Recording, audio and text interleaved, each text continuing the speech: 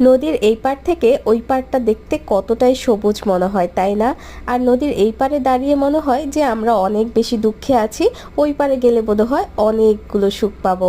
আর ওই পারে দেখতেও কি সুন্দর লাগছে, মনে হয় কি ওই পারের মানুষগুলো অনেক সুখী, অনেক ভালো আছে, এমনটাই মনে হয় আমাদের সবারই, তাই না বলো বন্ধুরা? এইটা একটা প্রবাদ বাক্য ছিল। তো ছোটবেলায় আমরাও বইতে পড়েছিলাম, কিন্তু বর্তমানে বাস্তব জীবনে এটা একদম মিলে যাচ্ছে। আমরা নিজেদের ঘরে কিন্তু অশান্তি তো অবশ্যই আছে, প্রত্যেকের ঘরেই অশান্তি আছে, কিন্তু একজনকে যদি ভালো থাকতে দেখি তাহলে মনে হয় কি, আহারে উনি মনে হয় অনেক বেশি ভালো আছে, অনেক বেশি সুখী আছে। আসলে দুনিয়াতে কেউই সুখী নেই, সবার জীবনে কিছু না কিছু দুঃখ কষ্ট, সাংসারিক জীবন, তারপরে কর্মজীবী মানুষের কর্মের জীবন, সব জীবনে সব সময় কিন্তু একটা না একটা জটিলতা থাকে, সবার জীবন মসৃণ না, সবার চলার পথগুলো কিন্তু মসৃণ না।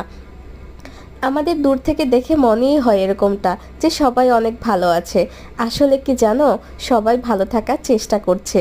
আমরা এই যে বিভিন্ন ব্লগ ভিডিওতে দেখি, কাপল ভিডিওগুলোতে দেখি, কাপলরা কতই না ভালো আছে, কত সুখ তাদের জীবনে, আসলে কি তাই? আসলে না, দিন শেষে তারাও কিন্তু তোমার তোমার আমার মতো কিন্তু ঝগড়া করে, তারপরে আবার কিন্তু মিল হয়ে যায়। তো এরকমটাই সবার জীবনে, সবাই কিন্তু একটু ভালো থাকার চেষ্টা করে, সবাই একটু ঘুরতে যায়, মানে এগুলো ঘুরতে যাওয়া, ভালো ভালো ভিডিও বানানো, এগুলোর মানে কি জানো? মানে হচ্ছে সবাই ভালো থাকার চেষ্টা করছে, সবাই সবার মতো করে ভালো থাকার চেষ্টা করছে সবার জীবনে, বর্তমান জীবনে এরকমটাই হয়ে আসছে কিন্তু।